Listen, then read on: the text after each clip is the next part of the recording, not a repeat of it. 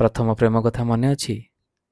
ସେ ଛାଡ଼ି ଚାଲିଗଲା ବେଳେ ଲୁଚି ଲୁଚି କାନ୍ଦିଥିବା ରାତିମାନଙ୍କ କଥା ମନେ ଅଛି? ସେ ମନେ ପଡ଼ିଲେ କାହିଁକି ମନେ ପଡ଼ିଯାଏ କଲେଜ? କାହିଁକି ମନେ ପଡ଼େ ସେ ତା ସାଙ୍ଗମାନଙ୍କ ସହ ଆମକୁ ଅତିକ୍ରମ କରିଗଲା ବେଳେ ହୃଦୟରେ ସୃଷ୍ଟି ହେଉଥିବା କମ୍ପନର କଥା? ନୋଟ୍ସ ଲେଖିବାର ବାହାନାରେ ତା ଖାତା ନେଇ ଖାତାକୁ କୁଣ୍ଢେଇ ଧରି ସାରା ରାତି ଶୋଇଥିବାର ରାତିମାନଙ୍କ କଥା?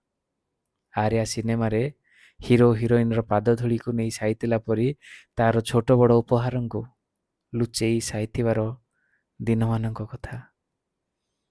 ମନେ ଅଛି ମୋବାଇଲରେ ସିମ୍ ବଦଳେଇଲେ କରିଥିବା ପ୍ରଥମ କଲ୍ର କଥା? ମନେ ପଡ଼େ କି ନାହିଁ କଲେଜ ଭୋଜିରେ ଖାଇଲା ବାଢ଼ିଲା ବେଳେ ତା ଥାଳିରେ ଅଧିକ ଟିକେ କ୍ଷୀରି ଢାଳି ଦେବାର ମୁହୂର୍ତ୍ତ? ଆଉ ସେ ଲାଜେଇ ଆଖି ନ ମିଶେଇ ସେତିକି ଥାଉ କହିଲା ବେଳେ ଲାଗେନି ସମୟ ସେଇଠି ଅଟକି ଯାଆନ୍ତା କି? ଦଶହରା ଛୁଟିରେ ସେ ଯେବେ ତା ଗାଁକୁ ଯାଉଥାଏ ତୁମକୁ କେତେ ଦୁଃଖ ଲାଗେ ନା? ମନେ ଅଛି ସେ ଦୁଃଖର କଥା? ଏ ପ୍ରଥମ ପ୍ରେମ ହୃଦୟରେ ଯେତିକି ଶିହରଣ ଖେଳାଏ ପରେ ସେତିକି କଷ୍ଟ ଦିଏ, ନୁହେଁ? ତୁମ ପ୍ରଥମ ପ୍ରେମର ସ୍ମୃତି କ'ଣ? କମେଣ୍ଟ କରି କୁହ।